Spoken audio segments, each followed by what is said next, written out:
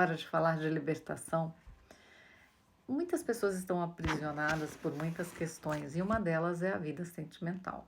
E eu falo muito de vida sentimental aqui, né? Mas vejam, em um certo dia, não faz muito tempo, eu vi uma série na TV, assisti só um capítulo. Eu não me lembro o nome da série e eu não sei se era americana ou não.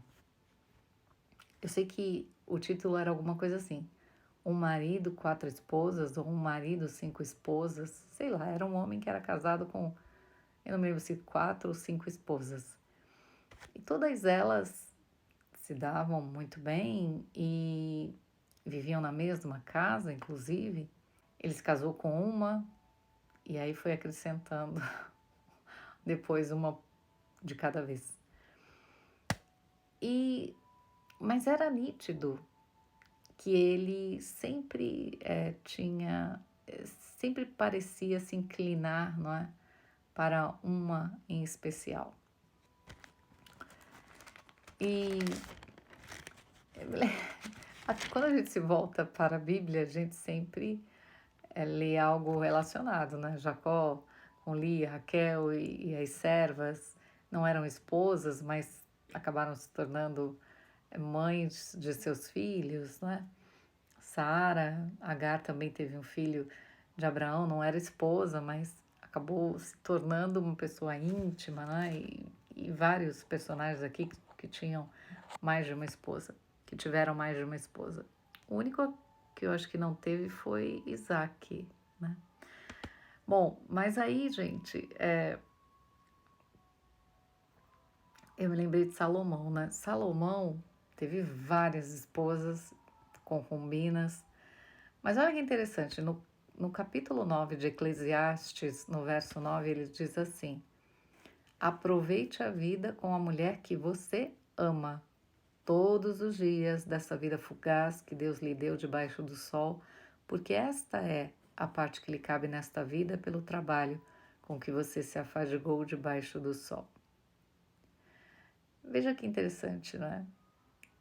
Ele diz, olha, aproveite a vida, mas não aproveita sozinho, não, aproveite com a mulher que você ama.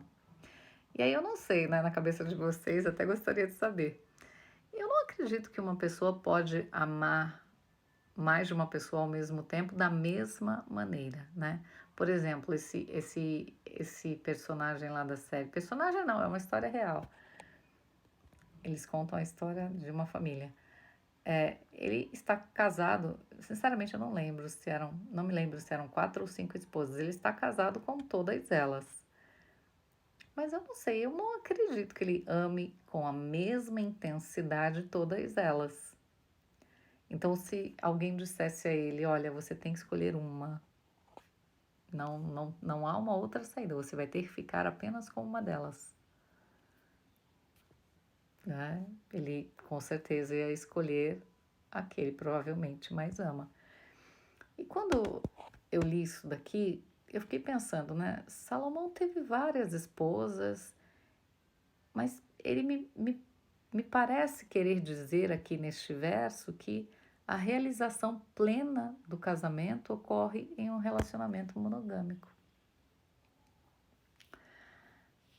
E eu acredito nisso porque Deus estabeleceu o casamento como um relacionamento entre um homem e uma mulher, pensando nisso para uma vida toda, não é? O que Deus uniu que não separe o homem, né?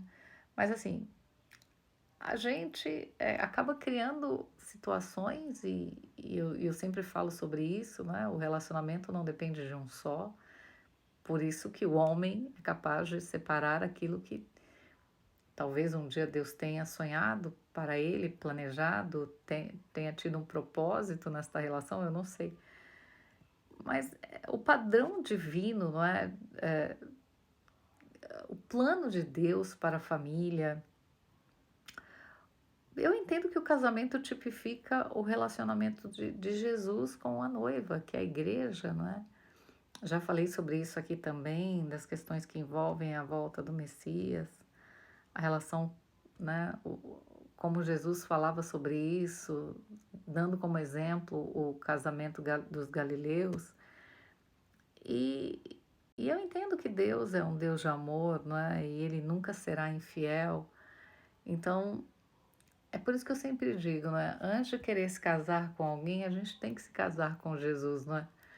Porque é a partir dessa relação que você começa a entender como sobreviver numa relação humana, né? A tolerar, a compreender, a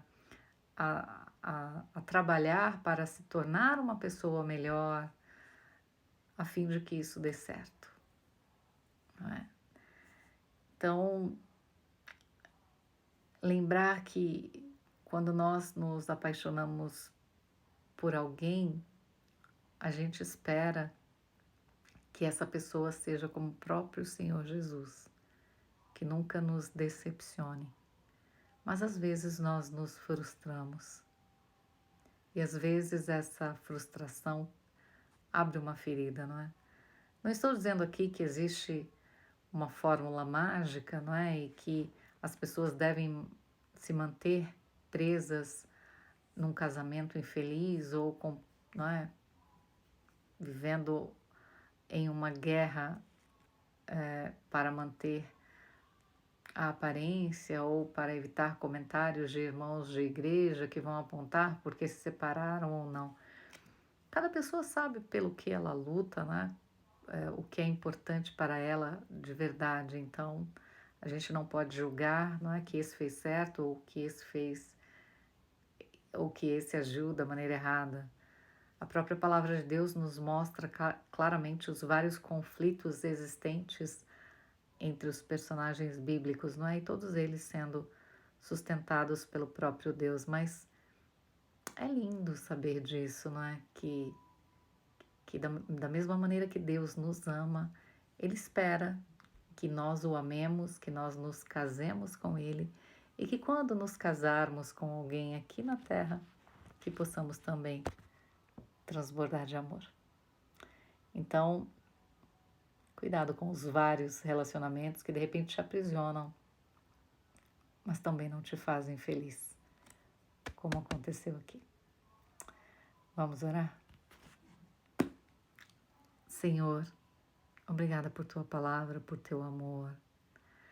Obrigada, Senhor, porque só o Senhor nos liberta de nós mesmos e nos faz ver que sem Ti nada podemos fazer, mas que contigo nos realizamos em todas as áreas de nossas vidas.